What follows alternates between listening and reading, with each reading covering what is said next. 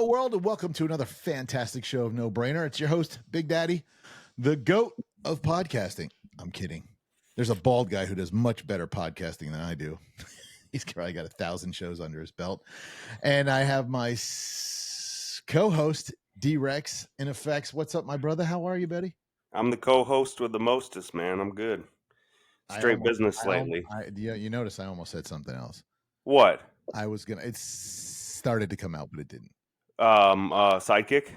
No, I'm not gonna say it. I'm just saying you're my co-host. You're my I just said compadre. it. I'll get the offensive out of the way. Be offended. Get us banned from YouTube this week from being a sidekick. Let's get canceled before the show even starts. Ladies and gentlemen, the show is rated R, so there will be shenanigans, pepper spray, and probably handcuffs. Maybe some midgets. Yeah. Can you say midgets anymore? I don't know.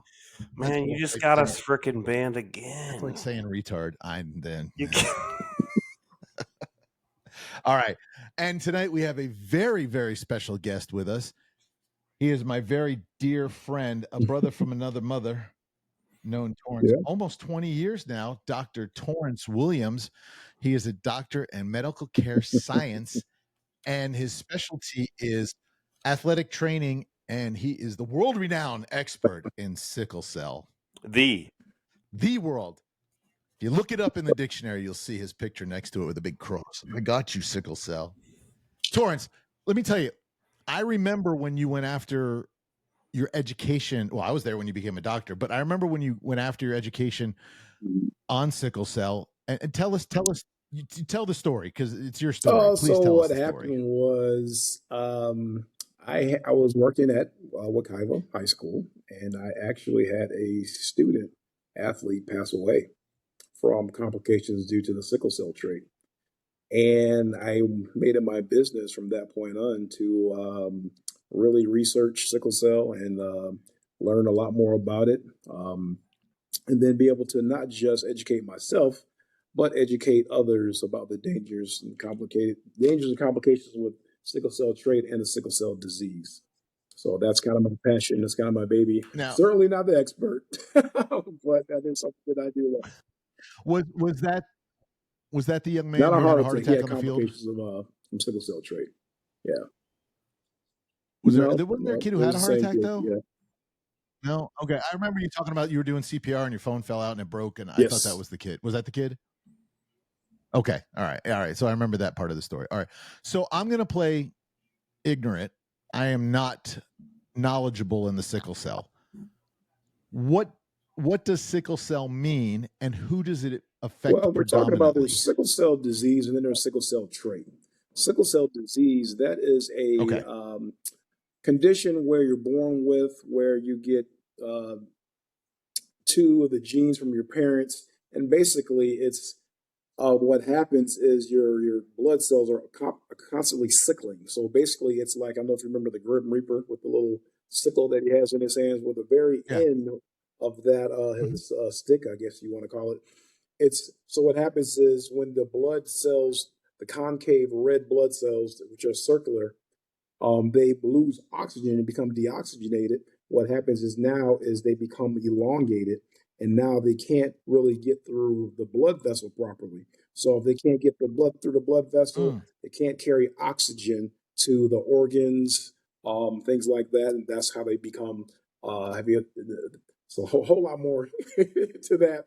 But what happens is now that the brain, the heart, the organs it's a lack of oxygen, which you can imagine. A lot of necrosis goes on where people end up having heart cells die, or brain cells die, or organs failure because they're not getting the oxygen.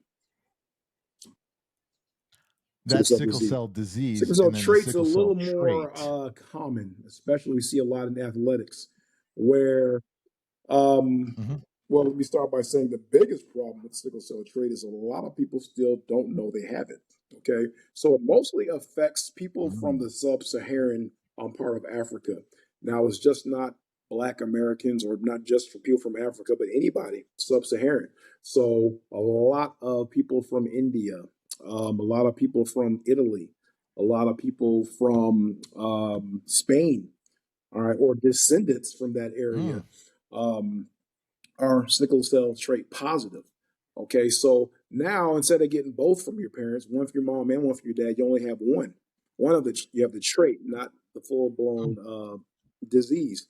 So most of the times, out of sight, out of mind, it doesn't really affect anyone until it does. I know that sounds crazy, but it happens mostly in hot, humid conditions where people were dehydrated, most times in preseason, where people aren't in shape yet. And what happens is they're running, doing normal activity, and they go into crisis. They have this issue. And the biggest problem is that most coaches, athletic trainers, I wouldn't say most because we're getting the word out there a lot more, but parents, student athletes, coaches, a lot of times they just don't know. And, like I said, most times happens in preseason. So now you're like, oh, I'm running and my back starts to hurt. Oh, I'm running, but I feel like I got a cramp. Well, that's a lot more for a sickle cell individual. It's not just like your normal kid. And you know what normally happens beginning of the season? Well, first day of practice or the first week of practice is when it normally happens. You have a crisis. Well, everybody's back's hurting. Everybody's legs are hurting because they're getting in shape. All right. But unfortunately, the sickle cell trait athlete, if they aren't aware that they have this condition, it could be fatal. All right. If the athlete knows that they have it, normally it's not a big deal because now you know how the athlete trainer, the athlete, and the coaches hopefully know how to deal with it. And it's just easy to manage. But like G.I. Joe said, knowing's half the battle. How did you how do scientists, researchers, healthcare whatever, what's the reasoning behind the origin, the region of the origin? I know you mentioned, this can be exacerbated when you get in humid conditions. So what about the region makes it a genetic, a hereditary, I won't say like commonality, but much more higher percentage than anywhere else? Is it anything to do with like the climate of the area or the descendant of the people? I mean, is that a definitive thing, or is that just like a theoretical? Everyone from sub-Saharan of Africa, that's where it begins. What happens, I'm sure y'all heard of a condition called malaria. All right. Well, we know malaria is carried by mosquitoes in Africa. Okay. But what happened now, evolution doesn't mean necessarily we came from an animal, but evolution just means change over time, right? So what happened now was the people that were living in this sub-Saharan Africa area, since they were suffering from malaria, so it was so bad back then. Well, the body in time started to morph, and it started to fight against malaria. Okay, so now the body basically through generations and generations has learned to defeat malaria. Unfortunately, those are the people who now have sickle cell disease. So it's impossible to have malaria and sickle cell disease because it's one, while you eradicate one, well, now you develop a whole new problem. So sickle cell people have a problem with circulation?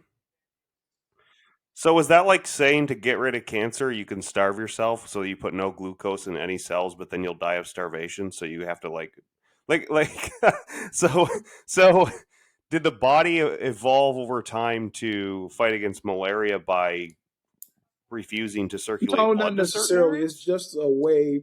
Now you're getting really deep scientifically now. I'm trying to be like layman deep, just like a basic. On a more molecular level. So it's just even the cells begin to just change over time to try to like I said, combat that malaria. So now what happens is these cells, they're just changing, trying to not allow excess oxygen. And again, it's very deep. It's hard to break down, but I just know it's at a cell. But does excess oxygen in the blood contribute to the spread of malaria? Not necessarily. No.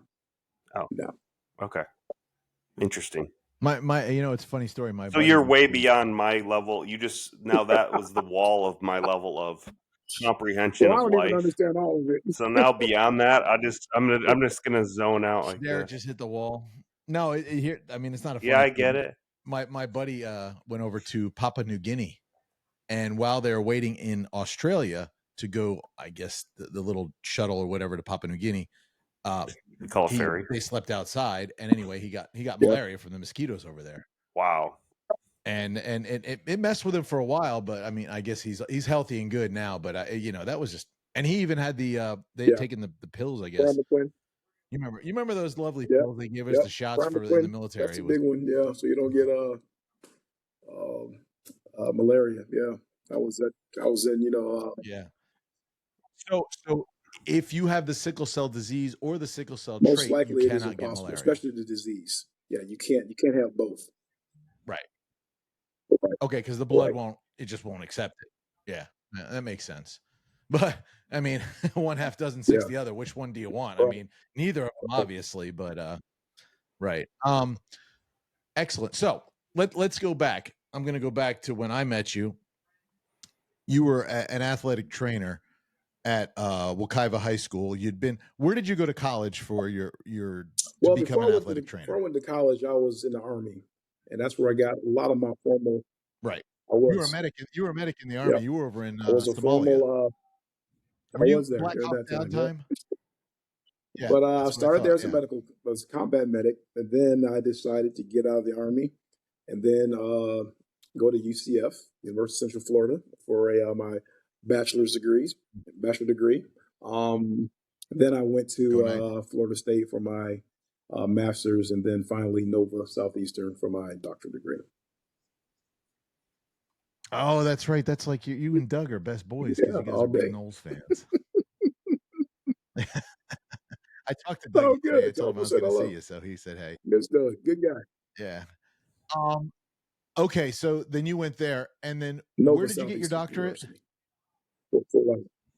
Right. I remember I was at your graduation party. Me and my wife were both there. When you guys were brand new. You've been a doctor for about 15 years. Yeah, because me and Lorianne have been together almost 15 years. So excellent. All right. So then you were at the school, at the high school level.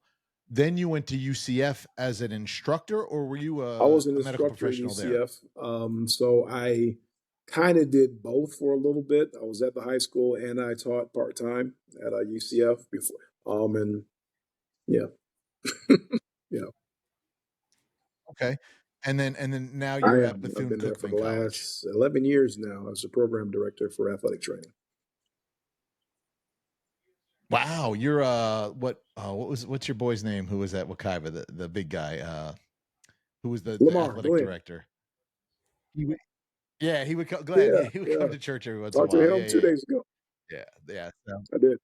Did you? Okay. Is he still he with moved up to Orange Atlanta. County? He's doing great things. He's like the county AD. He's doing great, man. Yeah. That's awesome. That is awesome. Okay. Yeah. In case you don't know, I mean, like I said, me and Torrance go way back. We used to hang out all the time, and then he went on and teaches in Daytona, and so he's a busy man. Got remarried. Thank you. Congrats on that. I don't know. I haven't seen you since you got married. I see you going to the Bahamas or Jamaica all the time. Yeah, I literally now work to go on vacation. That's the only reason. You go to the islands, man. Yeah. So as Derek works to go on. Wagwan, brother. Derek works to go on Disney cruises, and I was just in Jamaica. Yeah, but you were on a cruise. Yeah, just Falmouth on a Disney cruise. Yeah. So there. Yeah, that's how that works. I'm cool with Jamaica. I got no problems with Jamaica. So how as the athletic director for Bethune, do you teach there? I'm an athletic trainer, so I'm strictly on the academic side. That's all I do now is teach future athletic trainers, and I teach also a couple undergrad courses. Trying to prepare them for the athletic training program or physical therapy, occupational therapy. We do that we have an undergrad program as well as a master of athletic training that we offer. So, and if you want to become an athletic trainer, do you have to become a doctor? At least have your master's degree. All right, kids. So now you know if you want to do that, that's what the goal you got to work for. And now Bethune-Cookman is Florida's oldest all black school? Second, I believe it's the second oldest. I think Edward Waters. His fam? No, Florida Memorial down in Miami. I think that's I want to say, no, I could be wrong, but I want to say that's the oldest. But all of them, started right around the same time. Florida, there's Florida A&M, of course, Bethune-Cookman, Edward Waters, and down in Miami, there's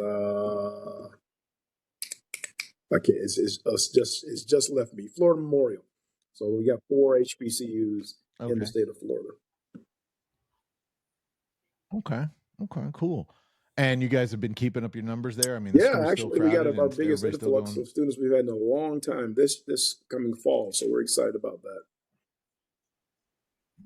Excellent. Education is still top priority, I see.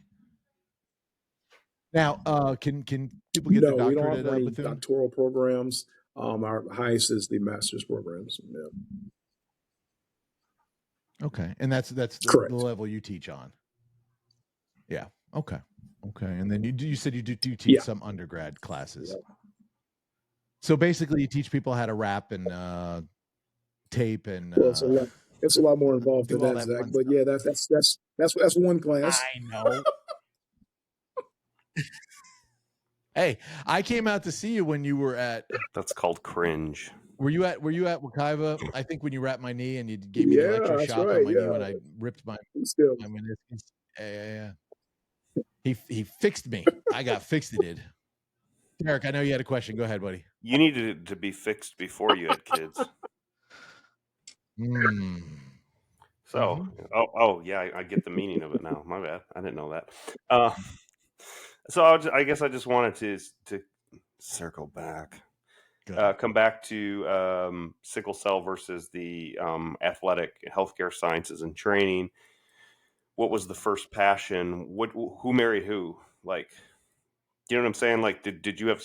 I didn't catch too much about the origin of the sickle cell passion on your end. If that was like a family thing or you had someone personal, was that the origin or was the athletic training? I was already an athletic trainer when this situation happened.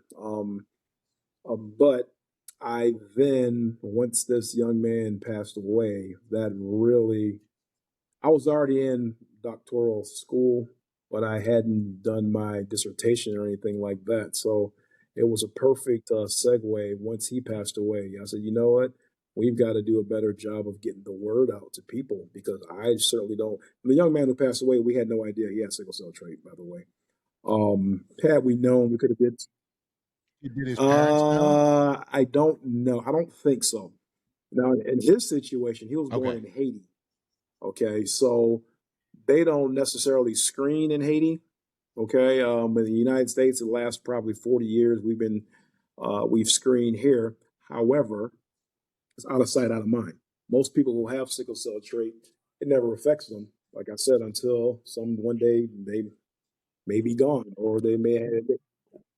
Well, when you were talking about like preseason training and getting in shape and kind of, grouping people into having aches and pains where maybe 1 out of X amount of people has it, kind of leads right into what I was going to ask about testing. Is there a cost-effective, quick way to test to say, hey, so you're like, you have a why behind it now and a passion and obviously a purpose with it. So what have we done recently to say, everyone's sore, these 10 people can get a test, it's really easy, it's what's a better identification method? Well, the recommendation is that everybody's screened.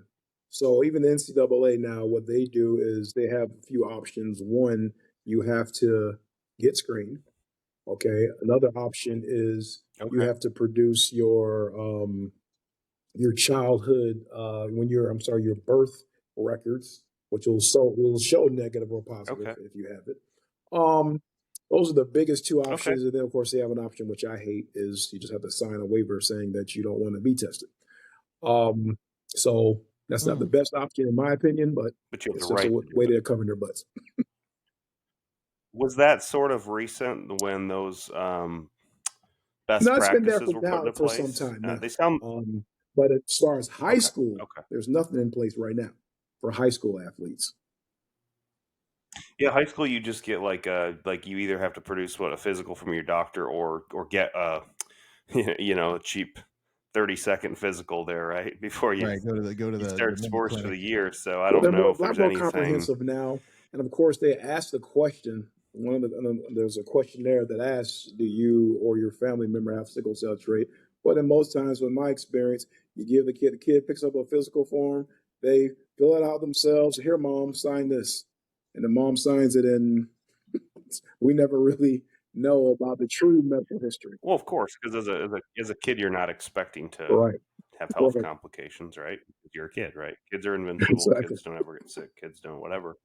But rightly so. In your mind as a child, that's not like a top 10 Right. concern that you may Right. have Yeah. because you're young. What That's why what you can smoke or drink, and you're like, well, this isn't going to affect me because I'm not old. I just what can't do is this when I'm the 50, and I'll be fine. what is the test? And then you get to that age, and you're like, oh man. I'm sorry. What is that, Zach? What is the test they have to Yeah. take? I mean, is it It's like a a simple blood blood test? test, blood screening, Yeah. Okay. So blood they do panel. a So it's panel. costs like $15, $20. Anybody can get it done. You can get the results the next day. Hmm. So why would you So sign it's a cost waiver? effective. It's easy. There's a bunch of options. There's That doesn't make sense to me. Why would you sign a waiver then? I mean, unless you're scared that you Well, don't want to know you have it. I mean, well, but that's because just in the ignorance. past, like for the white guy says, "Oh, it only affects black people or people of color." Well, now it's morphed so much, and we know there's so much interracial couples and interracial, biracial children being born. So we see it once true. you can't get rid of it, you just keep passing it down to someone. So even if you might have someone with blonde hair and blue eyes, but eventually they could have their great great great great great great grandfather who was African American or who Mhm, was from Spain. mhm. So now the it's a kind of negative stigma, but now a white person says, "Oh, it doesn't affect me." Well, that's not the case. It can.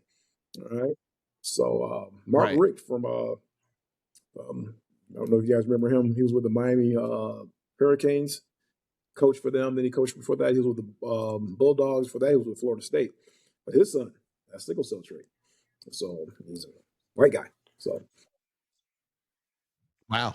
Well, I mean, it's kind of like and this is a kind of a far stretch, but it's kind of like there was a show back in the day I used to watch was Oz, and a guy on it yeah, got breast cancer. And why would a right, guy get checked for breast cancer? right, We don't have breasts, right? But it was a trait in his family absolutely. that passed on to him. And Yeah, but men can grow tissue too. right. Well, that was the whole It's point of the not like show. a They were common showing that normality, but right. They were look at showing nowadays with the it's not a foods people female eating. issue. Probably So every young boy's got it, boobs, from eating plastics and hormones, So yes, all those hormones that I'm actually surprised something like that isn't Yeah. like more common now. well, like I said, this was back in the And 90s when maybe it is. I don't know. Oz Yeah, came but out. when men were men and boys were boys, and That's right. cue Interesting. Archie Bunker. So tell us about your military career, Torrance. Archie Bunker. That was my father. Stop it. Military You career. meathead. You guys are hilarious. Those are the days. Now, how did you join the Army did you join specifically to get in the medical field, or was that a high No, neither paying one. bonus? I remember taking the ASVAB, and they said, "Okay," and went down to the MEP station. And they said, "Okay, here's what you qualify for." So I picked what I thought was the easiest job and something I could use once I got out, and here we are today. So So as a I was a medic medic in the military, what is that equivalent to? Is that equivalent to like a paramedic here, or Well, is that a it doesn't nurse? really. I would say between the EMT and a paramedic, probably closer to a paramedic. We didn't really push drugs at all, but like IV therapy and things like that, we did as a medic. But there's really no translation. So one of the it was a little bit of disservice because we were your medic in the army, but unless you got those certifications or those qualifications, didn't really transfer to civilian world. So I can do an IV with my eyes closed, but I couldn't do it. I couldn't do it in civilian world because I didn't have that certification. So yeah, Right, right. Yeah, because I'm sure when you're out in the battlefield and you got to push, we carry fluids with us. So you ain't gonna wait for a doctor to call up and give you the okay.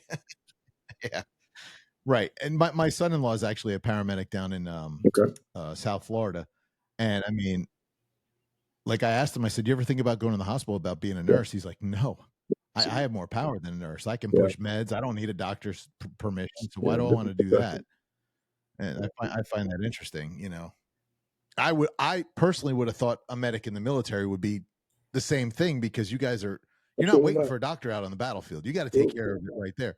I mean, if someone gets hit, you guys could push morphine, right? Yeah. Okay. So, but you couldn't prescribe, okay, this guy needs blah, blah, blah, blah, blah. Okay. All right. I get it. Oh, that's a shame. I don't. That's weird. You can push narcotics in the Army, but you can't put an IV in a civilian. That is so weird. It's still a human being. In the military, government issue. It's so that's it. I mean, I get it. I get safeguards. I get regulations, but to me, that's one that seems kind of weird. When you were in the Army and you were over in Somalia, did you see a lot of action? We saw quite a bit, a little more than I cared to see. But yeah, it was kind of scary. Back then I was 19, so 19 years old in Somalia, or 20. I think I was 20. And as a young person, that's one thing I can say about the Army. Once you sign your name on that dotted line, you're a man. There's no more kid stuff. So yeah, you get thrown into war, you get thrown into, helping injured people, injured Somalians, we got to take care of. So it's one of those things, for a long time I hated my experience, when I got out, I was like, oh, I'm getting out. I'm not wanting to never talk about it before, but now I can definitely see all the benefits and the things that I've learned from being in, and I wouldn't change it for the world now. So you had no desire to stay in and let them pay for your education? Well, I had already got the GI Bill, so that covered at least my bachelor's and my master's degree. So the doctorate, no, that I had to pay for that one. So. Yeah, well, I had a friend who was a captain in the Navy, and he was a dentist, and they paid for everything, and he stayed in for his 30 or whatever he did, and he retired and opened his own practice, and he still was getting paid from the Navy stupid money. I mean, captains in the Navy, it's like what's that, a colonel in the Army? I don't know. Is it the captain and the colonel? Is it with the gold star? I mean, I don't know, or the silver leaf, whatever it is. It's been a while since I've been up. Or was it a major? It's up there though. The captain is like the next thing is an admiral, so it's whatever general. Yeah, that would be a lieutenant colonel. Yeah. Yep. So, well, that's excellent. And how are your students? We come from a different time, like school and education. Our parents were like, education was a thing, and I watch all these videos online and these kids protesting, and you're like, dude, you don't even know how good you have it. You're at college. I mean, are you running into that nonsense, or you got good kids coming to school? Really good. We're pretty selective too when we in our interview process. Believe it or not, we tell a lot by 15 minutes of interviewing someone. And so we really want the students who have a strong passion about healthcare, about being in this profession. So we kind of run a pretty tight ship. There's really a lot of nonsense. There's no skipping class, or there's no sleeping in class, or there's nothing like that. I mean, being private, just not being subjected to all the federal funding just says a lot of links a lot of what you're talking about, Zach, in terms of entitlement, and it's a different ball game, man. And most of us, just like I said, free rides and all this crazy stuff, there's probably no Syrian Lebanese born green card babies with getting an $80,000 a year undergraduate Harvard degree for free at Bethune, right? I mean, obviously not, because they're not black anyway, and they're not legal anyway, and they're not getting free education anyway. So my assumption would be that mentality probably is a little bit different there. Yeah, probably a little more focused, right? I am a young kid graduating from high school. I'm looking at Bethune and FAM and all, I'm a black kid ready to go to college, and I want to be in the medical field. What would make me choose which school? First of all, let me say this. We do have non-African American students at our school. We have quite a bit. Even in my even that Really? training program that we have probably 20% of our 20% of our students are non-black. So you guys like crackers? Certain ones, you couldn't get into that. I couldn't. No, I know that. That's a fact. I got that. I'm already down with that. I mean, it's probably like we got a Hispanic lot of Hispanics. people too, we right? got, especially look at our baseball team is all Hispanic. Tennis team, our tennis team is all international. Golf team is all international. So, yeah. But if I want to go, why would I choose It Bethune depends on over what any you other want. school for Like, medical? is Bethune-Cookman the greatest school for everybody? Absolutely not. Bethune-Cookman is one of those, we're a small, family-oriented university. So we're not, if you come to Bethune-Cookman, it's almost like we don't let you fail because we're going to be on your butt.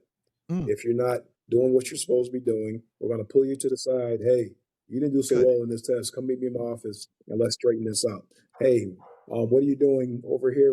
So it's really a small family atmosphere. And that's one of the things that I do love about Bethune-Cookman is like a lot of times I'll meet the parents, and it's like almost a lot of our students are first generation, and so now we're getting these students, and it's like mom and dad are like, okay, these are our children. We're giving that responsibility over to you now, and so we kind of take that, we really kind of hone in on that. We kind of carry that on our chest, like, hey, we got to take care of these kids. So not baby them, but at the same time, we got to make sure we're doing everything for them, being very student centered to help them get along this process. They got to put in the work. Don't get me wrong, but would you say the students are more focused too, being first generation with a little bit more, possibly a little more heat behind their belt with their parents? And I don't want to say pressure, but or expectation, but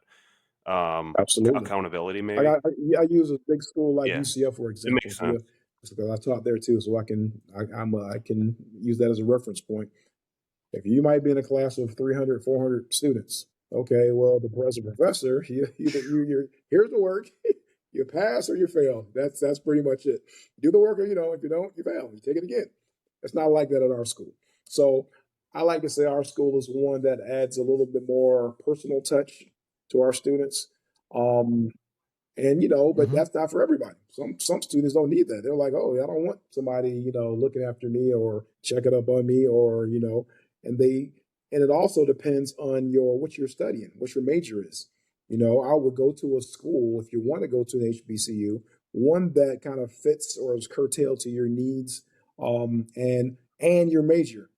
I'll tell students all the time, don't just go to one particular school because your parents went there, your grandparents went there, or because you like it, or you like their band.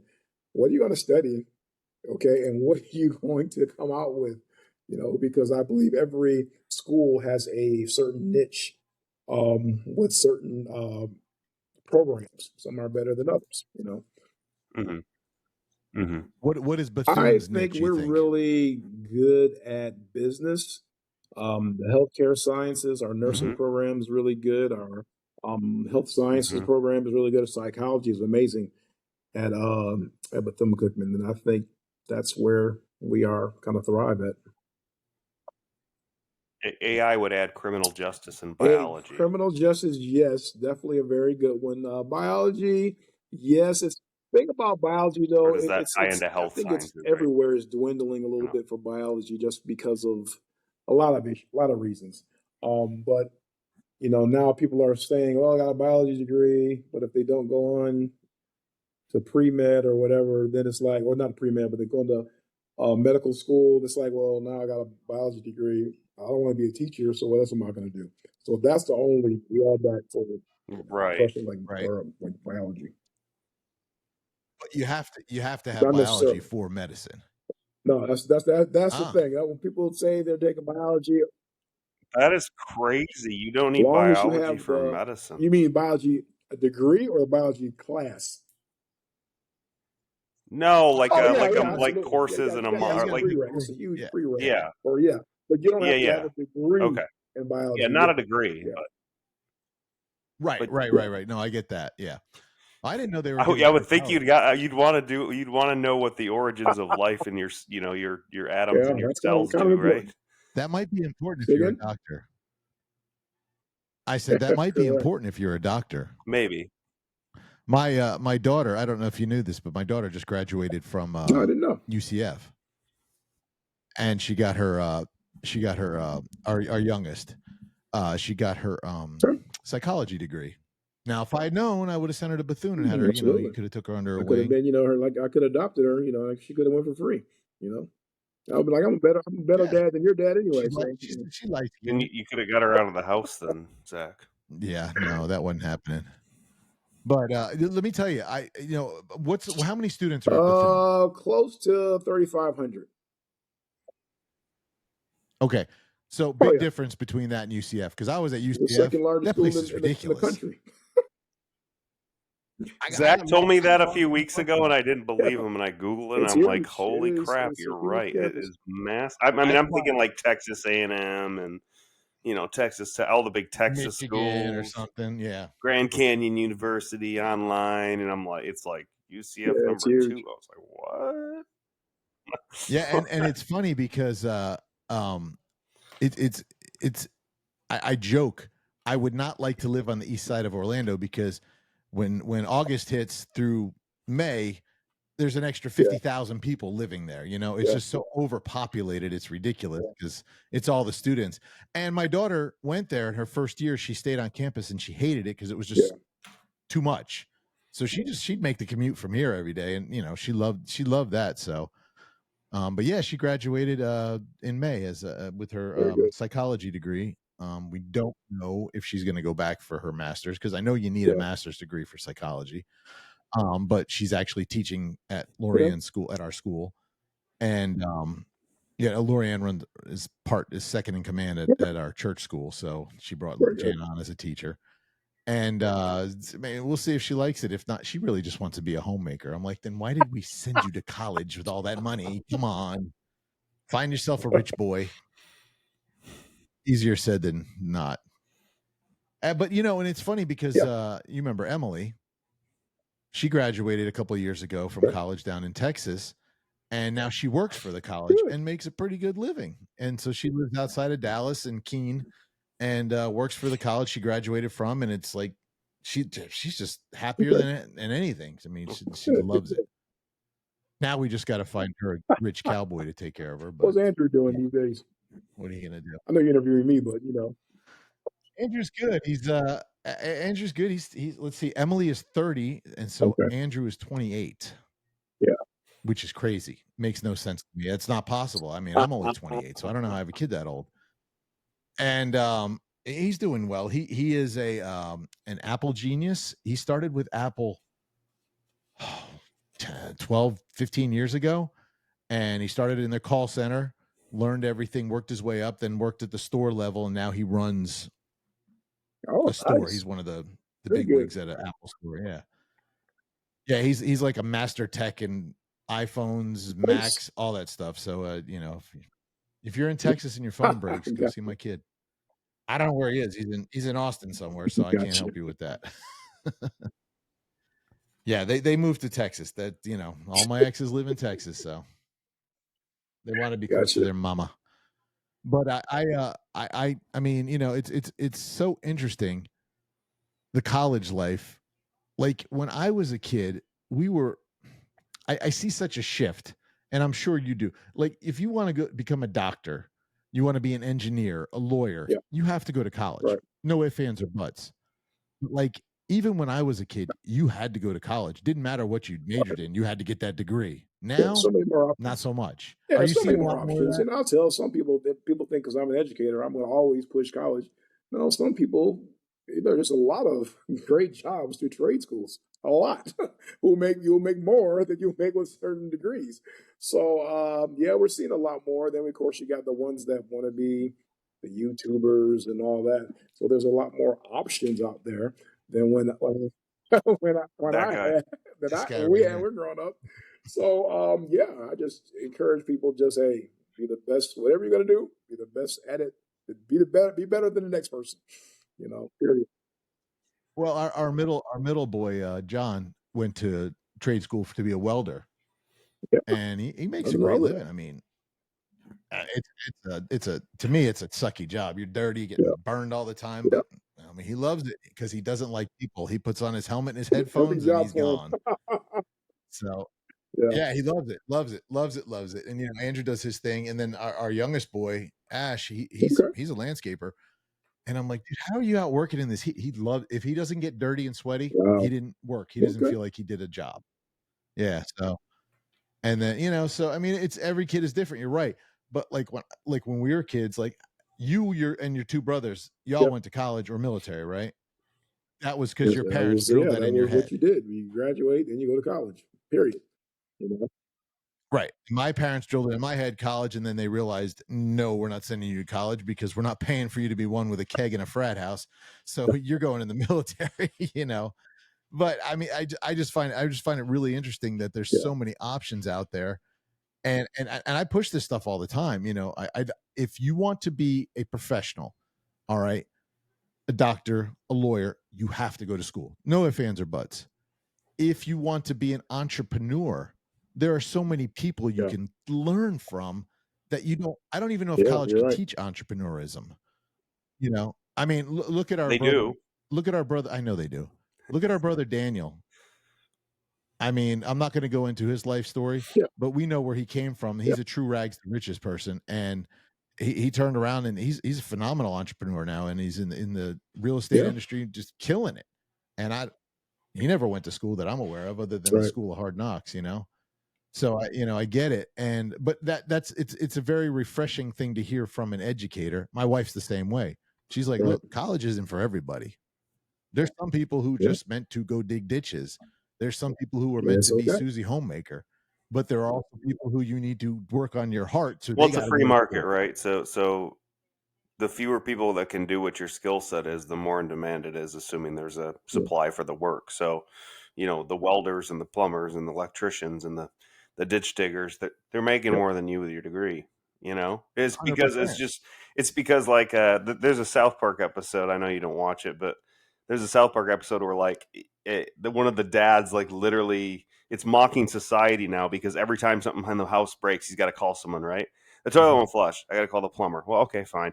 The floors are dirty. I got to call the cleaning service. Like he can't do and it just gets so granular to where like he can't even like wipe the counter. He can't even like tie his shoe. Like everything is someone he's got to call, and it turns out these people doing these dirty, nasty, disgusting jobs are pulling 200-300K, I mean, there's so much truth and reality to that. So I think it's maybe a more positive message for people to be real and say, hey, like, what's your passion? What are you That's good true. at? What do you Yeah. want to do? What have you? Don't go get a BS and Just BS to say you got a degree. to Yeah. drain your I got bank my account. Get I it got my if it's going to be PhD in BS. something that you love, you want to learn, and it's going to further your career. When I did my business school, I did sweet on my ACTs. I got right into business school freshman year, which was pretty rare back then. Plowed right into it, and I hated it. And I was a 4.0 student in high school, and I was a 3.0 in college, and my high school was harder than my college. I just didn't like it, so I dropped out. And when I finally went back and finished, like I was actually passionate about it, and I was a 4.0, 4.0, Yeah. 4.0 because I was passionate and retained things that I can pick 3 or 4 basic things still from that today that are like, that's how I made that income. That's how I started that business. That's how I did that. Like those specific things from specific people, specific professors, specific courses and concepts that are contributing where I can talk to someone in the same field and I can tell right away if they had that Yeah. training or not. Like Right. just by the way they speak, you know what I'm saying? Like as you probably can too, right? So if you were talking about athletic training to me versus someone who's got a master's in every single thing that who's been doing it 20 years like you, you're going to know within 30 seconds like that guy has the experience and I don't, because I'm asking these lame and dumb questions, rightly so, out of curiosity, but that guy's actually on the same wavelength as you, with the same vocabulary as you. When a student wants to get in school to be in the athletic medical field, do they have to have is this the starting point? Is that a bachelor's degree, or do they have to have a bachelor's degree and go into the master's program? So much now. Pretty much everything, if you want to look at the professional degree, professional programs, most programs now are morphing over to masters and doctorate. Like you said, occupational therapies, physical therapists, athletic training now is a master. Now you still have EMTs, you still have PTAs, you still have nurses, licensed practical nurses. There are still some professions that you can still have a bachelor's degree and do very well in. All right. But a lot of them now are trying to just add more education, which I don't know if it necessarily makes you a better clinician. But there's an argument to make more money because you have additional education. All right. So that's just my take on it. Well, like, my mom was an RN and staff educator and then nurse specialist in a neonatal unit for probably over 40 years, I want to say. And back in the late 70s when she went to nursing school, you only needed a 2-year. So by the time the requirement switched to 4, I think it was like already the earlier mid 90s. So she had like almost 15 plus years of experience. So at that point, they actually grandfathered those people because 15 years of experience versus 2 years to complete that. But then what they also did is they said, well, we want to give you this period to go back. And by the way, if you score a certain amount, we'll pay 90% of it. And so she did. So she finished the bachelor's, she finished her master's, and she moved up accordingly, into different, non administrative level positions. So, think like you said, things change constantly. So now I just feel like the bottom line always has been, whether people wanted to talk about it or not, is what's the ROI of what I'm doing? Does it make sense for me to do this, to get this information, to pay this money, to make this investment? And I think it's just becoming more and more honed and sharpened now. And the conflict I see is that the kids are getting more and more bombarded with, falsehoods, and everyone's a YouTube star, and here's a billion options, when in reality, it's like, if you like hone in and master something, then that will tell you if you want to go down that career path of getting a PhD versus trade school as a plumber, and you might do just as well in both. Mm-hmm. You know what I'm saying? You might make the same amount of money, and then finally, when you're a neurosurgeon, you have your own practice, you make way more, and you pay off all that debt, and everything levels out. It's just you just like, I don't think they do enough to prepare you for that. Like in high school, like they'll do career days, but like, you got to bring in a dentist and be like, this is what I do all day, and this is how much money I make, dude, and this is how I do it because I have a practice or I work for someone, and this is what my school experience was like, and this is the things that suck, and these are the things that are great, and this is why I like it and why I hate it. So, on to the next guy, and like we would have them, but it was just like, it was so conceptual, and it's like, I think kids get concepts, but do they understand the nuts and bolts and the realities of each of these career fields? Like, that's the key right there. Yep.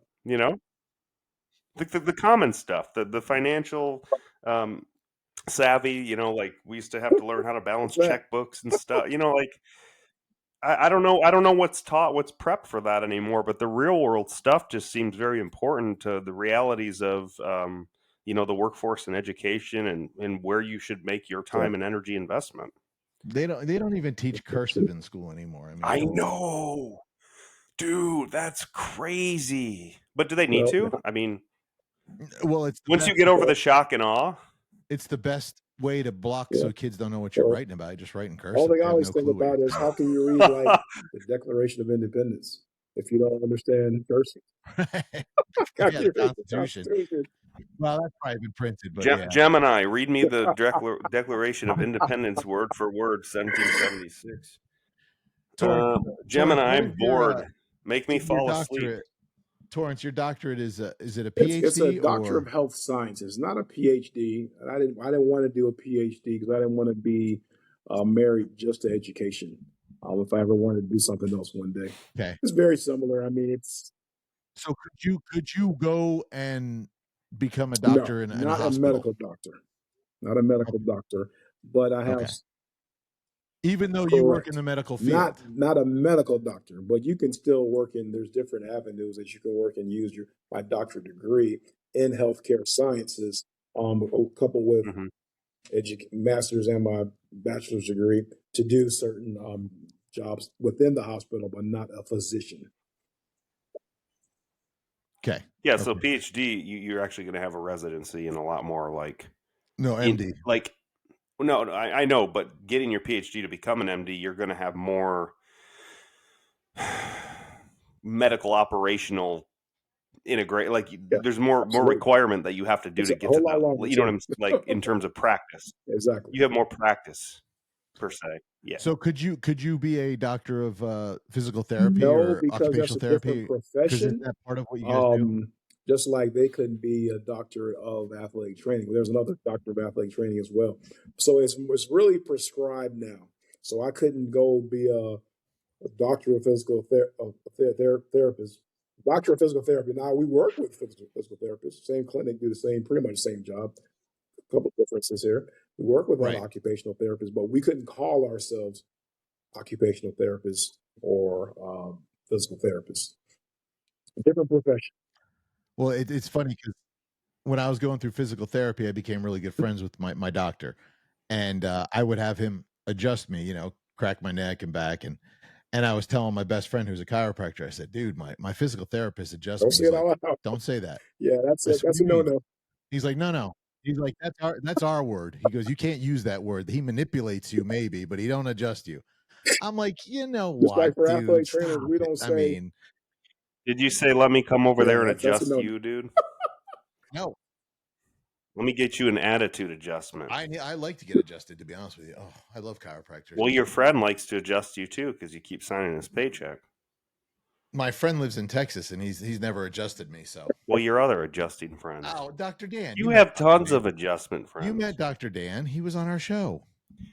Man, you paying everybody except me. We gotta get this fixed.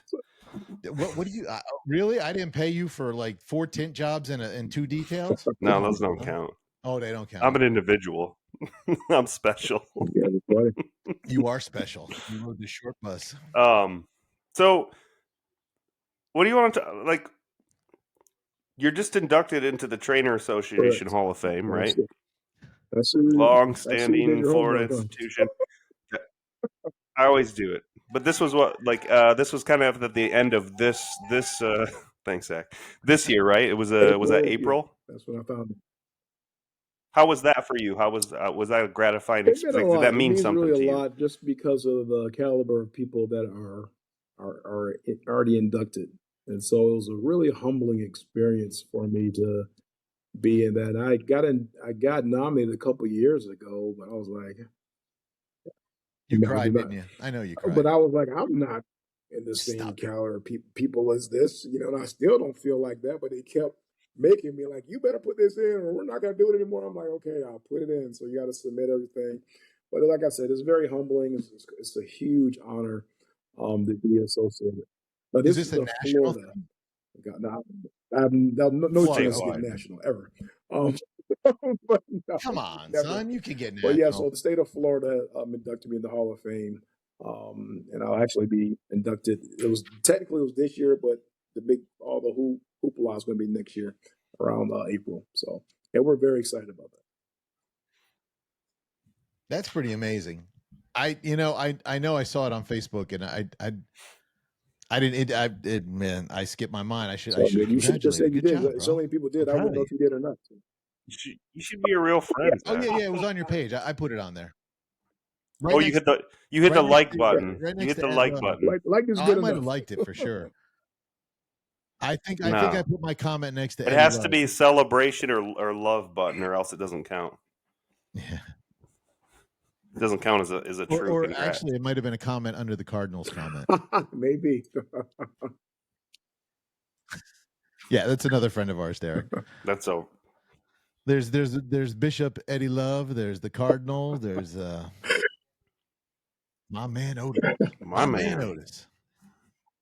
We used to we used to go to church together, and we started we started this gang in the church. You know that? We did. We started a gang in the church. We were a bunch of hitmen. That church was the safest church because we're all packing and ain't nobody was coming in there. Did we start it at Dave's church or at Reva's? Back at even Dave before we even way before that, yeah. But Doug, because Doug used to come there, yeah, Dave, right? Yeah. So we were called because Doug. It was Doug Ed. and what's he's a pastor now. Ed. No, the big guy, Ken. Oh yes, he is a pastor now. Yes, Kenneth. Yes, he got like Kenneth. 20 children. Was this by any chance called the Caring for Christ Yin Yang Gang? No, we were called the HGP. You'll never figure it out. Something God's what? Holy Ghost Posse. The Holy Ghost Posse. Okay, great. Did you spell it like the word a hole? Like you'll put a hole through someone? No, we just said it. And actually, a pastor actually called us out from the pulpit. She said, "Y'all in the HGP better listen up." The people in the HGP are what save the day, man. When there's like a shooting or an incident or that stabbing at Walmart the other day, like it's always the dude who legally carrying a gun. This is the civilian who breaks up the BS every time, man. It's crazy. Like there was one late last year in like a mega church, man, and some lady was like strapped. Yeah. And I mean, if you came into our church, it would have been a bloodbath, and like just a few rows over, some dude was carrying, was like, nope, boom, done. Like, hey Torrance, do you remember the night the crazy guy came in and he was up on the pulpit and nobody wanted to go talk to him, and I went up there and he said God had sent him because he was told that he was to marry Reva. I remember that. And then once I squared off on him, he left, and then every time he'd show back up, he'd look for me. If he saw me, I was there, he would leave. There's some guy who walked in off the street. Yeah, dude, he walked right up on the pulpit after church. He was like, I was like, bro, you can't be up here.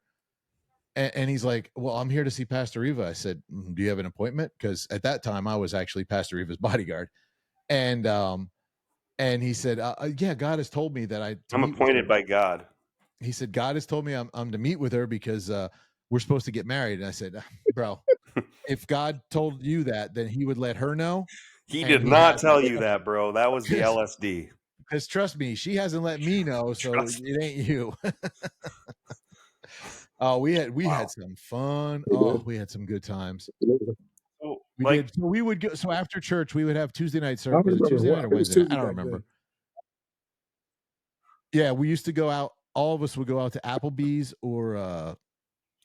Oh, do you remember when they had half off appetizers after 9, dude? And when they used to have the real size nachos and the best wings in town, like I'm talking like 15, 20 years ago. Literally, they would throw us out because it would be 3:00 in the morning. They're like, you guys got to leave. Like $2 Miller Lights. How did we even survive the next day? We had to go to work. And all those jalapenos, man. Weren't you crying in the bathroom at 6:30 a.m.? No.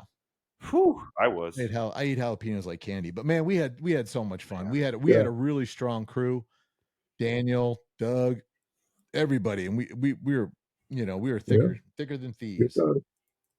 Yeah, those were the good old days. Listen. Then I got married and moved to a different church. I don't think Lorianne and the kids would have been able to handle. They wouldn't have been handle Mama D running around doing a chicken dance. Watch, the one show she watches is going to be this one, and she's going to be like, Zach, I heard you say me about doing a chicken dance. I'm going to tell her to personally. You going to find Mama D? No, I'm going to tell Lorianne to watch the show. No, not Lorianne. She knows why she doesn't go there. I don't know Mama D. You'll have to give me your number so I can tell her. I said, Lorianne, you're not ready for a black church. It's just not going to happen. They say it was a multicultural church. I was the culture.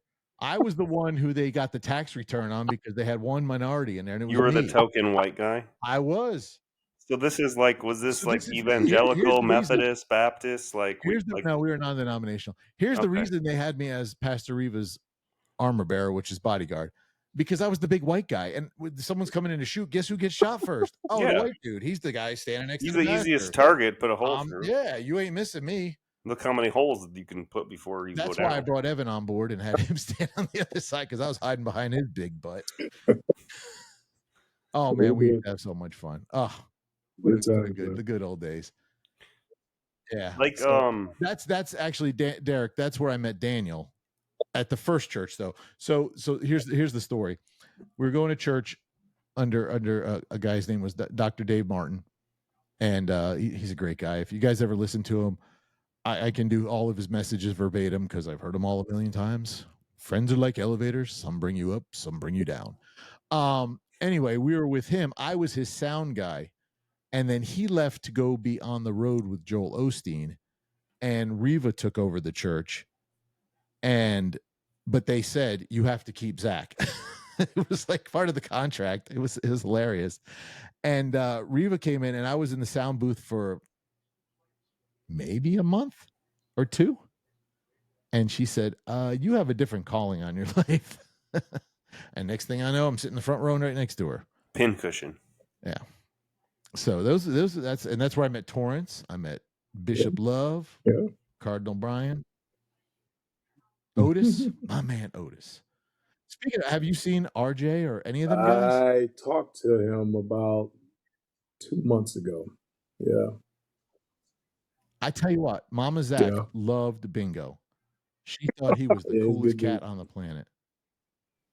Yeah. Oh man. But anyway, so there's a very, very famous Christian singer named Ron Canoli, Derek, and his son, his nickname is Bingo or RJ or whatever. He had 10 different names. But anyway, he was one of the sweetest guys on the planet. Great singer.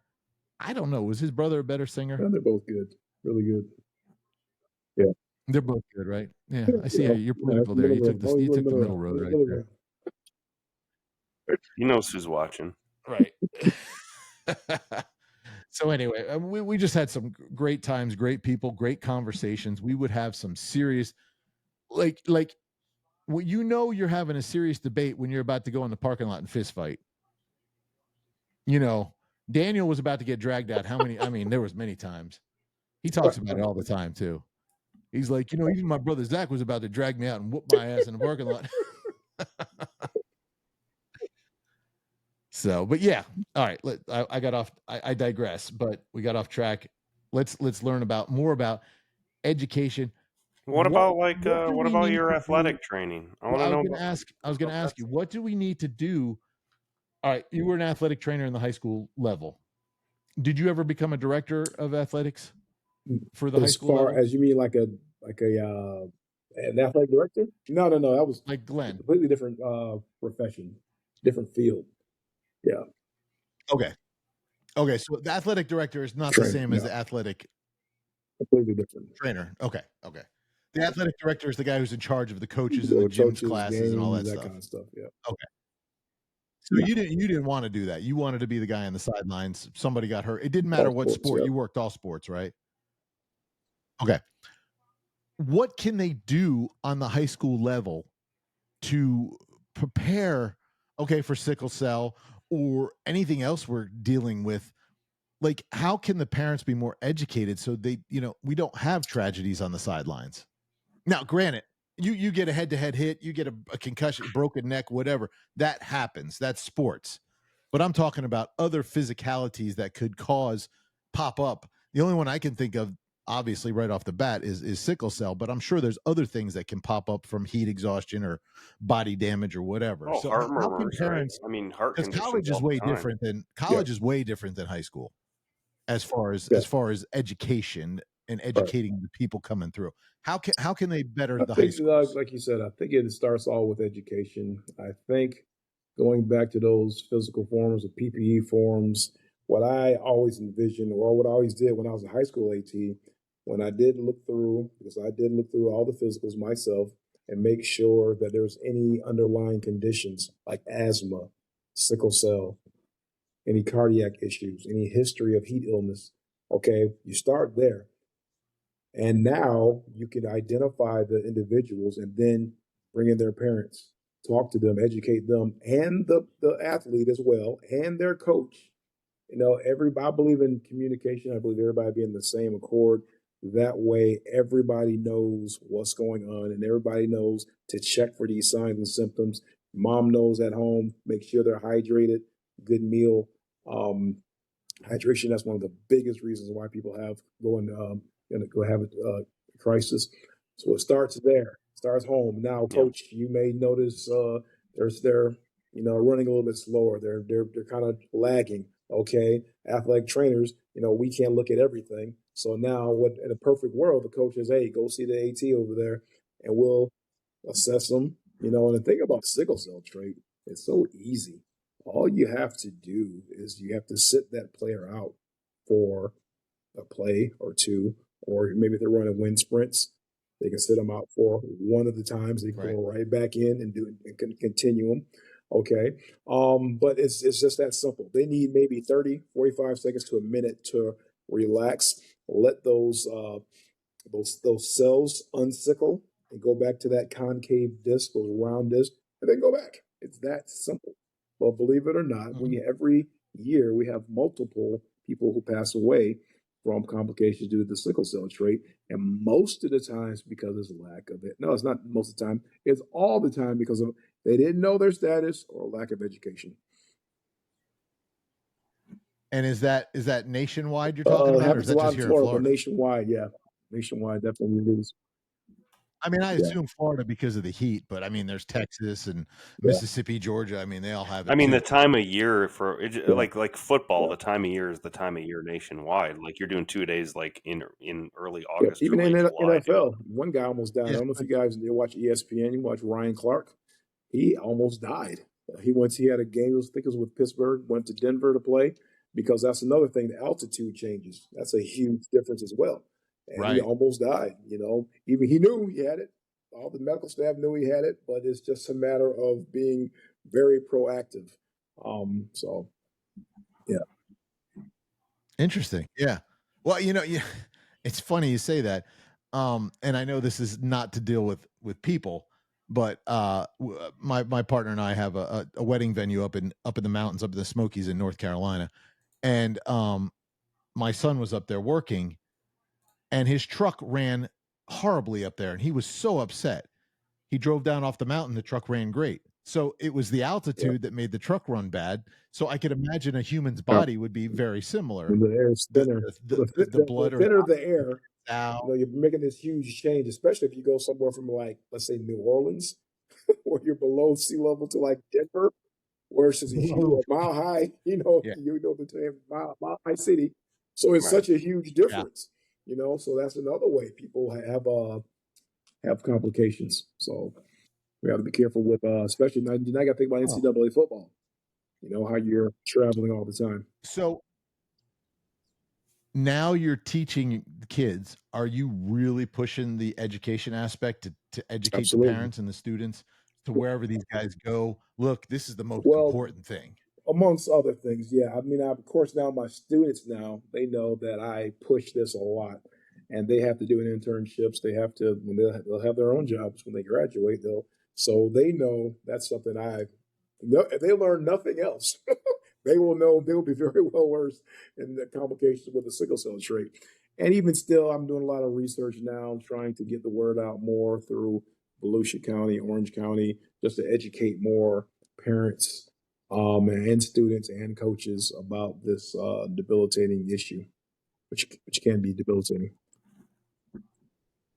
And is there a specific sport where you see more issues with it in general? Because, first of all, a lot of our coaches are just uneducated.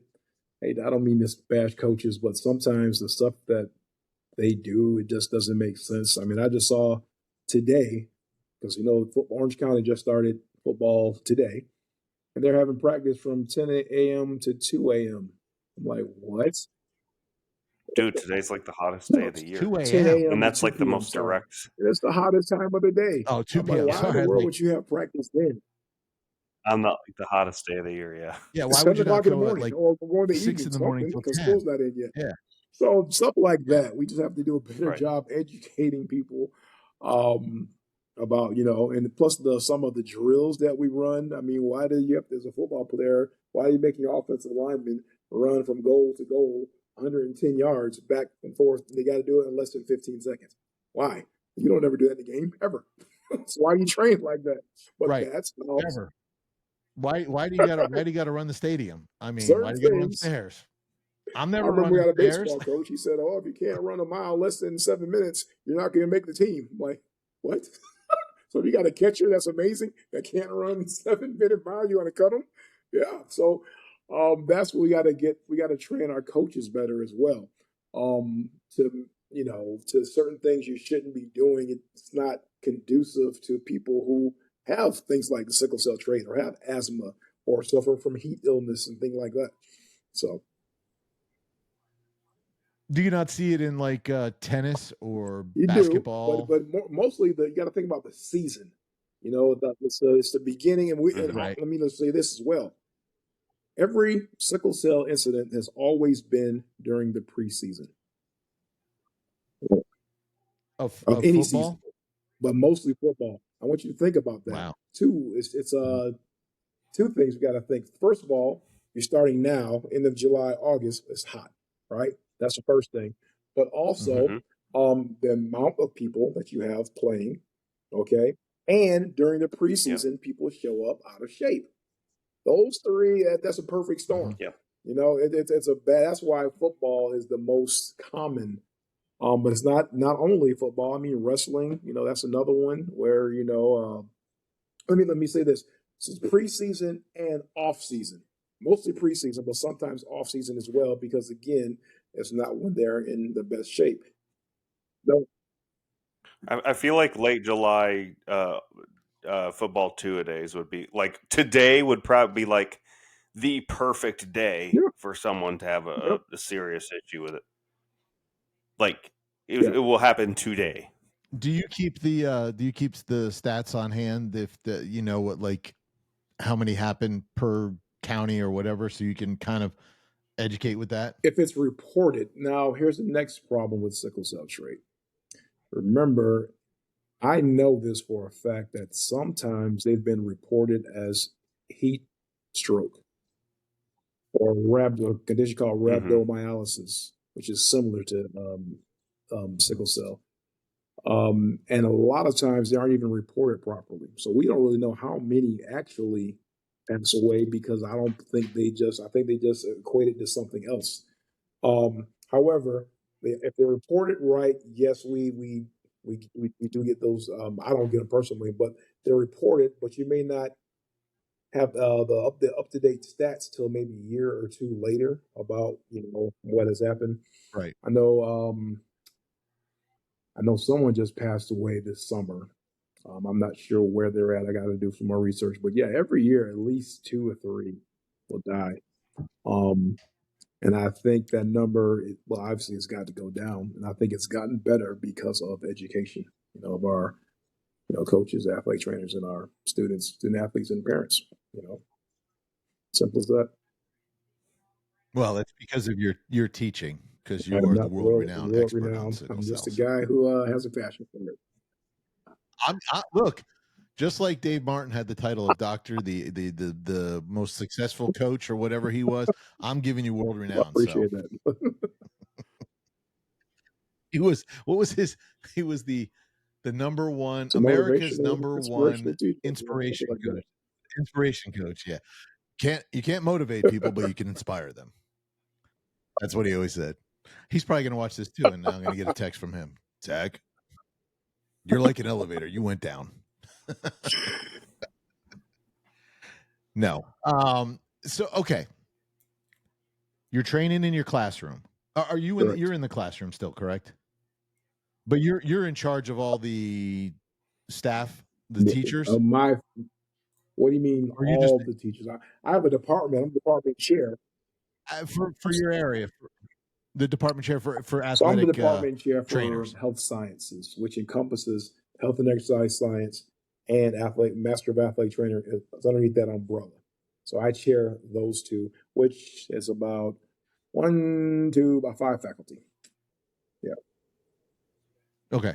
I mean, it doesn't mean you're the boss, because I remember Lorianne was the chair at Liberty of all the English department. It didn't mean she was the boss, but she was kind of in charge of everything, which I don't know. Doesn't that make you the boss? She would. I don't think she would have ever accepted that title. So, just like now, she's the academic coordinator at her school, and I'm like, "Well, you're the boss," and she's like, "No, I'm not." I'm like, "You're the boss."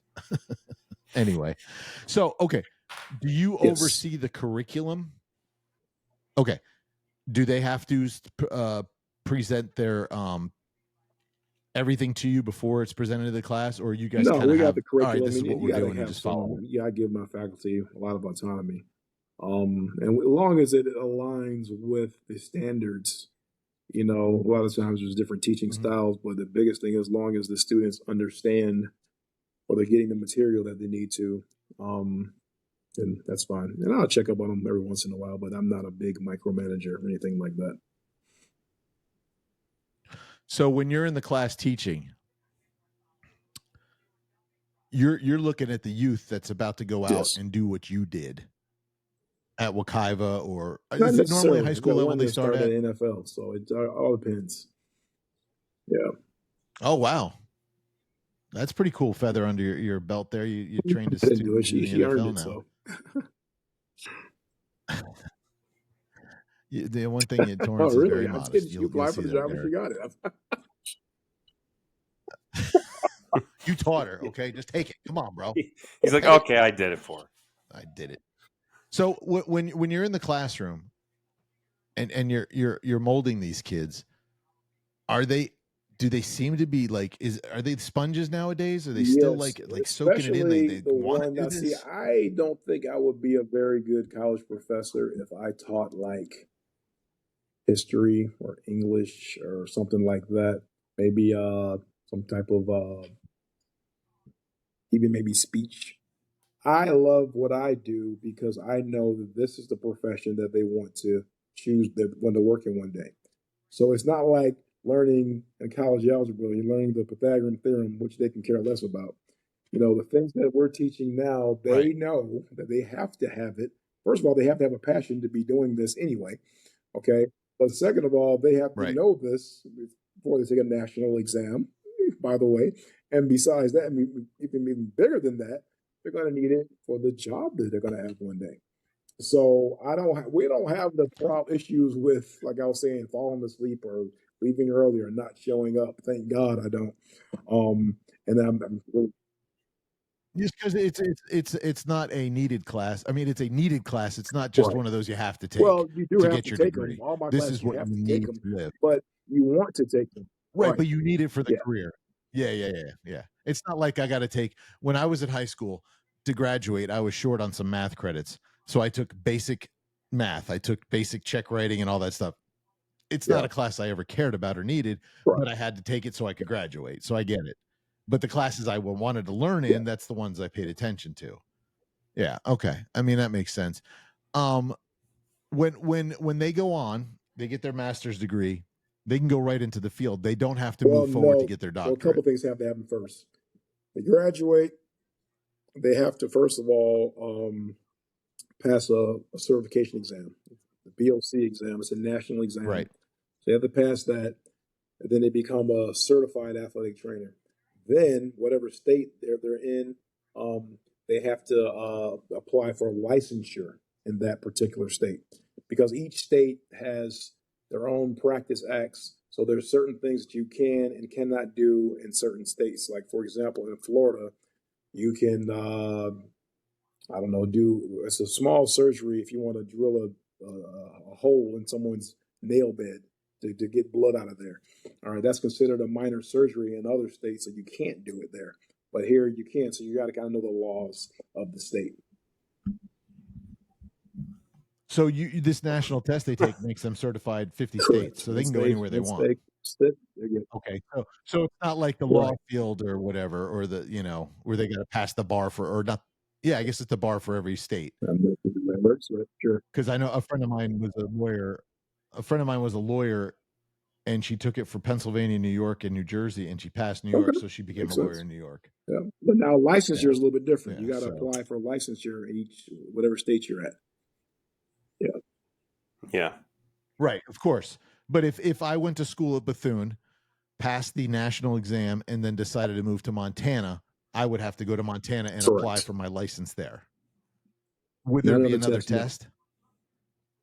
Yeah. No. Okay. So they would just see that I have my certification, and they'll go, all right, there's some background just know our laws checks you have to do, some licensure things. You have to show them proof of this and that. But The licensure is actually easier to get than the certification, but the licensure supersedes the certification, if that makes sense. But the certification is like your history for the licensure, in terms of do you pass the back, obviously there's the personal background, but like the certification nationally is a prerequisite Correct. for the licensure to go through. So once you have that, so Zach, it's similar to with like insurance, right? I mean, yes, everything for me, educated in Florida, certified in Florida, but if you're in New Jersey and you want insurance and I want to insure you, I just have to go buy it. But they're going to know they need my national producer number. So it's going back to that certification that you talked about to reference the qualification to be able to purchase and be educated and practice that. No, you're right. Am I You're off right or on. Okay. So if you get hired by the NFL and you get hired by the New England Patriots, so then you have to get certified where the New England Patriots are licensure. Not necessarily in the New England Patriots. I mean, in that state, so it will be in Massachusetts. Yeah. Right. Yes. I'm saying Massachusetts. Right. But you could still do it anywhere in Correct. America because you're Correct. traveling with the team and you're Right. covered under that umbrella. The only reason why Zach asked that question is because he didn't know what state New England Patriots played in. I know what and he state got us to they're say in. Massachusetts. You know where Foxborough is? It's I in used to not know, Massachusetts. but now I do. Come on. Thank you so much. Do you know where the Giants and the Jets play? Do I know where the Giants and the New York Jets play? I know the Jets play in New Jersey. So do the Giants. Where? Like right across? No, it's the same stadium. Oh, they play in the same? Yeah, so when the Giants are away, the Jets are at home. But is that just like New Jersey City or Trenton, like just across the? No, it's the Meadowlands. It's I mean, it's close to the city. It's not far. Don't get me wrong. I got you. But it's not right over the bridge. It's down. You got to go. Actually, this tunnel. There's no bridge. It's a tunnel. Yes, it's the Meadowlands. It's Jersey. So we've always been offended by that because they call themselves the New York Giants and New York. You don't want to call anything New Jersey. Well, whatever. I don't know. I mean, if I'm going to go try and get in the NFL, I want to be with. Maybe I'd start with a smaller, like one of the not as popular teams, and then work my way up. I don't know. Or does it not matter? It is what it is. Once you get the job, it is the job. It's all doesn't matter who level, so you don't really care where you go. I mean, at that point, of course, you might have a dream job, but it's the NFL. Do you remember the movie? Any Given Sunday. Their AD was a doctor. They called him doctor. So that's why I thought, at that level, you had to be a doctor. Of all, there's a lot of it doesn't matter in that movie, so let's not use that as a reference. Yeah, there was a lot of things that happened in that movie that probably don't happen at all. But then, what about insurance in those positions? Do you have to have like E&O or malpractice or anything like that? I still carry my malpractice. Wow. I still work here and there, PRN type work. But yeah, you have to have insurance because it is very possible that you will get sued, Yeah. So, so you're not the AD for Bethune's God, team? no. I'm strictly on the academic side. Okay.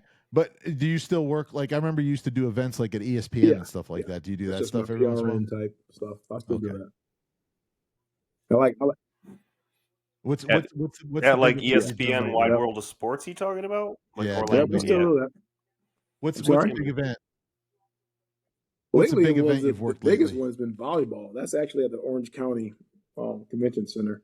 But that's like a huge month-long, many different age groups tournaments. It's all through AAU. So it's like literally, it's almost like it's at the convention center. What they do. Holy no else can house that many, because we're talking about, I kid you not, 10, 15,000 teams, not people, teams that are coming in. Just the 10 to 15,000 teams. Literally. And then we work from literally 6 a.m. till 10 p.m. So 7 days a week. That is truly an unfathomable figure. So 7 Wow. What's your biggest injury there? Well, Wrist or ankles? it depends. I mean, I twisting just and had stuff? someone pass away. Not at this tournament, but I was working in Boston at a volleyball tournament. And I got hired to work up there, and a young man passed away. Cardiac issues, yeah. Really? Yeah, we did CPR. The heat got to him, or he just Gave out. his heart just gave out? Did CPR, put the AED on him and all that, but it was unsuccessful. He died a few days later. So yeah, it's you always got to be. That's the thing about being an athlete trainer. You always have to be ready. You might have a ankle fracture. You might have someone suffering from asthma. You might have a cardiac issue. You might have someone just need a blood pressure check, or remember, we're there for spectators too. So literally, I've seen, you name it, I've seen it. I mean, everything. Oh yeah, you get mom in the audience going crazy, and she passes out from heat stroke. I'm sure that happens quite often. Yep. Yeah. Or you get a fight break out, and then you got to deal with someone's broken nose. That's unknown. Now, call security. Torrance taught me a valuable lesson, and I taught my wife, or tried to teach her, but she didn't listen. Let them fight. Don't be jumping in. Well, my God. Yeah, well, I don't know. Did you know Lorianne when she was working at oh my gosh, why am I drawing? She worked at Sickle, didn't she? No, Workforce Academy. She was at Workforce Academy, and a gang fight broke out, and she jumped right in the middle of it, took a gun off a kid and everything. I said, "What is wrong with you?" I watched the video. I was like, "Dude, he could have turned around and just shot you in the face." I'm like, "Dude, I would have just walked away." At least let him get tired. Funny story. Yeah, let him tire out. Yeah. No, I was watching a video today. There was some splash place. I don't know. It wasn't on Disney property. It was somewhere in Ohio or something. I don't even know where. Anyway, a big brawl broke out, and security's just standing there. They're like, "We're not getting involved in that. Let them fight." I think they were waiting for the cops to show up. But yeah, I mean, they were just wailing on each other. I'm like, good Lord, it's a water park. Y'all need to go take a dip. So at what point with a health condition on the court or the field do you get, medical EMT ambulance involved? I mean, is that pretty cut and dry? Like, hey, you just do it. Well, some of the places where I work already have EMTs and paramedics already there assigned. We work very well with them. Now some you gotta kind of know. I mean, if it's a life, limb, eyesight, cervical injury, heart issue, cardiac issue, but your basic bone breaks or your ACL tears or wrist fractures or anything like that, that's not something you need to call 911 for. So we just gotta, as an athletic trainer, you gotta kind of know when, even with some fracture, if it's a compound fracture, breaking two bones, then yeah, you need to you probably need to call somebody because they're in so much pain, and that's really just for pain management. So they can give them IV with medication, things like that. But yeah, you just kind of have to know. You guys don't. So when you work the big events, you don't most have of the time, there? like the big volleyball event, absolutely they are there. But sometimes I work football events, huge football tournaments, they weren't there. It just depends. Depends how soon they can get there too. Did you ever work the Classic? Yes, 1 year. Well, how was that? Everybody has their own AT, so I don't have to. I'm just kind of a liaison. Right. Yeah. You were just there for backup? Yeah. Yeah. Who was playing that year? It's the same teams every year, right? Florida A&M. Talking about the Florida Classic, yeah. Yeah, the one at the Citrus Bowl. Citrus Bowl. Or what's the one here in town? Camping World Stadium. Whatever it's called now. Your age. Camping Citrus. Hey, Camping Citrus. You can't buy trees. Hey, I still call the Kia Center the Amway Arena. So we might get a pass. Same thing. That's relatively new. You get a pass for that one. I mean, come on. How long has it been the Camping World? 10 years, maybe. It's funny. I'm in that neighborhood down there. I'm down there all the time too, and I see it. It's kind of funny. Yeah, you be proud of me, Torrance. Oh, nice. I run all the hood. They love me. They love He always they did. love the fence man. 3 things. I learned this. I was down off of what's that neighborhood that's named after all the black athletes? There's Cassius Clay Avenue, there's Oh, you're Willie talking about Mays, and there's not Carver Shores, but Richmond Heights. Yeah. Richmond Heights. So I was down in Richmond Heights selling a guy a fence. And he asked me, he goes, let me ask you a question. Old black dude, retired Marine. I mean, just tough as nails, right? The house has been there. It was his parents' house, and he took it over. So the house has been there forever. Nice, clean. And he says, I got to ask you a question. It's kind of personal. I said, okay. He goes, as a white guy, I said, light skinned. He's like, okay, I'll give you that. He goes, does it not scare you to come in this neighborhood? I said, why? I'm selling fences. I'm not like ICE or the police or anything like that. Right. I'm just selling a fence. And he goes, well, I'm going to let you in a little secret. He goes, 3 people they love here. I go, who's that? He goes, the mailman, because he brings the checks. The bug man, because he keeps the bugs away. And the fence man, because he keeps the hoods out of my yard. I said, okay. I said, then I got grace in the neighborhood, don't I? He goes, yes, you do. They love you down here. I was down off this street downtown. It was off of Paramore and South or something like that. Anyway, I was deep in it, and it was a vacant lot. I had to go measure for a fence, and the guy was meeting me there. And there's like dudes just sitting in the lot, and they had like folding chairs out, and they were slinging rock. I mean, And I waited till the guy pulled up, and then I get out, and the guys they're arguing with the owner of the land, and he's telling him to get off his property, and they're telling him, F you, blah, blah, blah, whatever. And they're like, about time you got to put a fence up here so we could just knock it down. I was like, here we go. I said, look, man, I'm just here to measure a fence. You guys just chill. Let me just do my job, right? And so I measure my fence. I was packing, of course. I didn't tell anybody, but whatever. And as I'm leaving, he had already left. The owner had left. He just left me there, right in the middle of it. I'm out measuring. And anyway, I'm walking out, and the guys are moving their chairs back. And I was like, hey guys, you guys have a great day. All right. We'll see if we're going to put a fence up. And they're like, hey man. I was like, uh-oh, here we go. He goes, let me get your business card. My grandma needs a fence. I was like, all right, here we go. And please tear down the fence, because then you can get paid too. I'll put another one up. I don't care. There you go.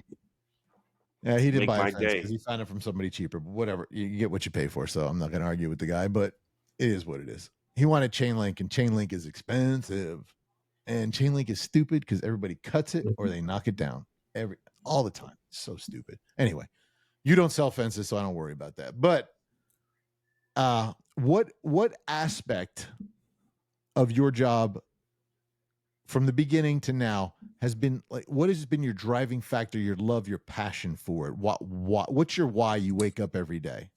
Okay, so I almost have 2 different professions. You talking about as far as teaching, or are you talking about athletic training?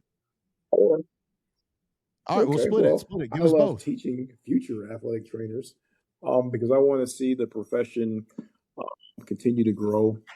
I want to see young athletic trainers really change our profession for the better. I think we are underpaid.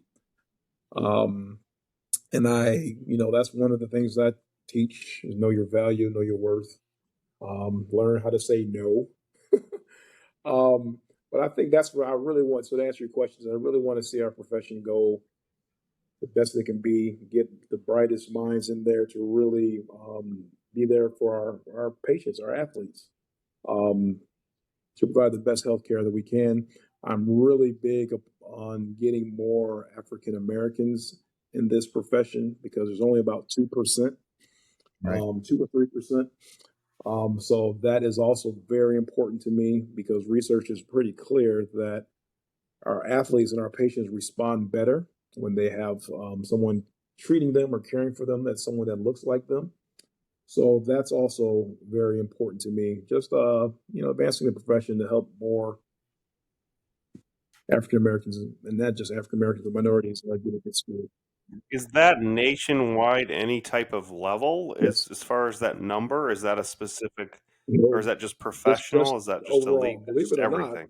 believe it or not, the biggest percentage of African Americans per setting is professional.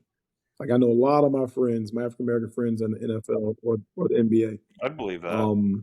But you see very few in the high school level, very few in the Division 1, 2, or 3 NCAA. Why do you think that is? You know, when people always talk about like, you know, equity and stuff, and it's like sometimes they frame it in a way of saying, well, that guy couldn't do it because he's black. It's like, what the hell are you talking about? So you just made a statement about a statistic of a 2%, which is like, why isn't there more diversity in that area, right? Why isn't? But if the majority is at a professional level, those are like, I don't want to say higher performing, but that's like the highest caliber, right? I mean, like that's got to be the highest expertise, the highest most level desired professional position. I wouldn't say. You think that's why? Because that's what like people. That's when they put it in their mind that they're going to be an athletic trainer. That's what they envision going to the professional level. Do. I did at one point. Actually, I was hired by the Tennessee Titans years ago, but I turned the job. Down. Actually, I remember for a lot of reasons. Yeah, It's a whole nother conversation. But that's what I think when most young athletic trainers aspire, that's where they shoot. You know, it's a lot more sexy being an athletic trainer for the Dallas Cowboys than it is for, you know, kind of a high school. You know, so I think that's right. You're going to get paid a lot more too, for the most part. Yes. Yeah.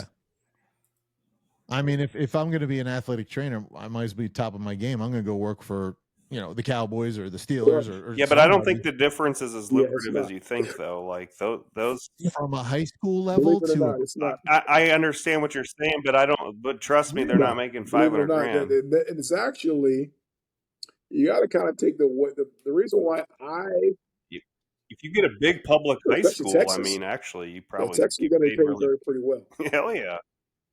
That's a lot of taxpayer money, right? So I mean, look at it. Look at a Popka, what 4,500 kids. They that's go a pretty by big county. school. So Orange County all pays the same thing.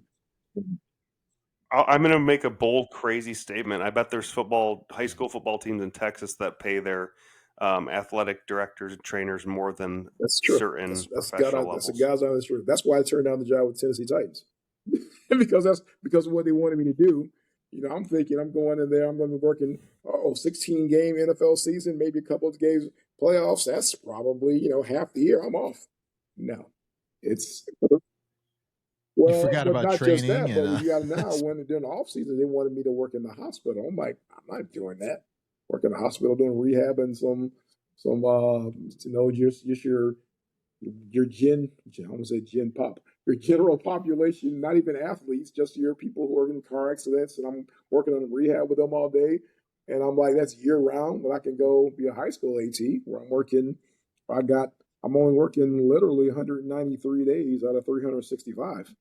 You know, I can still enjoy my family. I can still go on vacation and do things. And it's, so I was like, I had to weigh the pros and the cons. I said, you know what? I'm not doing it. So. Yeah, no. I mean, that makes sense. I mean, that is really weird to hear. That's a big misnomer. You think you get on the professional level, it's really bad. Crazy money. Major League Baseball. Oh my gosh. Especially talking about minor leagues. Oh my gosh. The pay and you're working literally, you think about it, you're working sun up, sun down. You're working 16, 17-hour days. And for the pay that they give you, I mean, I don't even know if they can give you $100,000 and it'd be worth it. 162. Not for 16-hour days. How long the season is? And no. Yeah. I'd want to be the AT for the WWE. I have a friend who is. Yeah. Really? Shout out to Tara. Aren't you also the steroids distributor? Isn't that a dual role? You got to make money. Bro. Or that's the nutritionist. Yeah, that's true. I mean, you got to make the dough. No, but like I've known people in that profession for professional teams, and just knowing the caliber of tax money and demand in non-professional levels, there's schools, collegiate and high school, that maybe they don't have as much as a pro team, but they have so much per person in allocation that they give. I mean, men's professional sports, NBA owners and players get almost 50% of revenue. A WNBA is like 9%, right? It's like there's so many factors to how you're valued, and I mean, you probably get paid better than the WNBA Me players. now? I better. well, for sure. Just about everybody does, yeah. So, I Because know. they like, don't make any money. They're in the hole. They owe Well, money it's, back. but my point is there's Texas high schools that have football teams yeah, that draw 10,000 people a night, man. I'm sure. I mean, my university was D2 winning national titles, Grand Valley shout out for years and years, 20 years ago. And like, we never went D1 because of some of those requirements. And like, I mean, we would draw, like, we had a real excited football program, but it was probably no more than 10 to 15,000 people. Like, there's high schools in Texas and Florida that do that every week. What And about they got lots of college level? taxpayer money. How's the college level? That's kind of the same. That's the one I would definitely, if I was not going to do one level, it'd be the college level. I think that's the worst one, again, because you're just overworked, underpaid, and oh yeah. Really? So if you went to work for West Virginia, look at it like this, Zach. or It's supply and FSU or demand, something right? like that.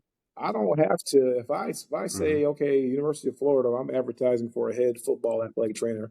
If I said, I'm going to pay you $25,000, I guarantee you they'll get 100 applications by the end of the day, because they're looking at, okay, I get to work with these great D1 athletes, these great caliber athletes. I get to fly all over the country. I get all this gear. I get to say that I work with this person or this person. So the University of Florida knows that. So why are they going to say, I don't have to pay this guy that much. I'll just, I can pay you on peanuts. But as a high school, they can't just say that because they're going back to what I said before. It's not really sexy to say you're the athletic trainer of Dr. Phillips High School, versus Tennessee Titans. Right. You see what I'm saying? So you don't have to pay. You know? And I mean, I get the pay because we used to, when I worked for the Cowboys, it was, we'd get the, we'd have to work Thanksgiving or when we were in the playoffs. There was no differential. We didn't get any extra pay for working them. I bet you the head trainer at Timber Creek High School over Waterford area makes more than some Heather Klein, that's her name. Pro. I guarantee you. Isn't that Orange County? Yeah. Or aren't they set? Yeah. But Orange she's County been there set for levels? quite some time. She's been there about 20 years. Heather Klein, good friend of mine. And yeah, I'm sure she makes great money. Affluent, huge, lots of tax money. What would you say is the biggest high school in Orange County? It's Dr. Phillips. Maybe a Popka, DP, Winter Park. How much is a Popka have? A year. Plus they do all these relief Popka's schools, so I don't even know. I'm kind of out of the game right now, but I do all these relief schools, so it kind of changes a lot, because they're taking. Well, Popka's opening up its third high school in your area, Mount Dora, because that whole 441 area, they're gonna have to do something over there. So that's still Orange County. Yeah, well, actually now I live in Apopka now, but I'm on the north. Okay. I'm almost in Sorrento. So we left Mount Dora and came over to it, but we bought a house. And but you're right, they're putting in 9,000 homes by me on the 429. It's ridiculous.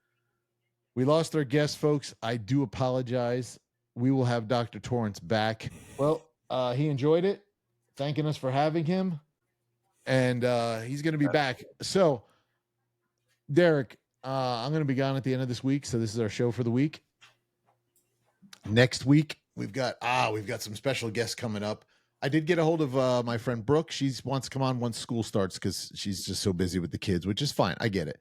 Cool. And that's going to be your show because y'all are insurance people. And I love having successful entrepreneur females on the show. So we're going to have my friend Brooke on, but that's going to be the Derek and Brooke show. The CEO of Bentley Cigars, he'll be on with us. Actually, we're going to get some for your father to try out for us. Yes. I've already made the call. And I'm going to try and get my buddy Dominic on, who's got a cigar thing up in Jersey. Cool. And I've got a couple more people in the works. I'm still working on a couple famous people. I'm not going to say any names until I have 100% confirmation. But when we get these people on, I think that's going to take us to the next level. Yep. Then I got a couple too. So good. So guys, stay tuned. Mix. No Brainer is going to be back. I'll be on vacation this week because I deserve it. We're going to go down to Miami. I'm taking my wife away because this is her last week before school. You have been on vacation for 4.5 weeks, my friend. This is not vacation. Now, granted, it's been a rough vacation. Yeah, I got to take pain pills every day. And, that's fun. No, it's not, because they don't really even work. Because now it's the nerves. Anyway, guys, thank you. Please like, subscribe, check us out. We're on YouTube. We're on Facebook. We're on Apple, Spotify, everywhere there is a podcast to be on. We are there. Just look us up under No Brainer Show and check me out and Derek out, and we'll be live coming at you between your steaming ears for your entertainment. Until next time, peace.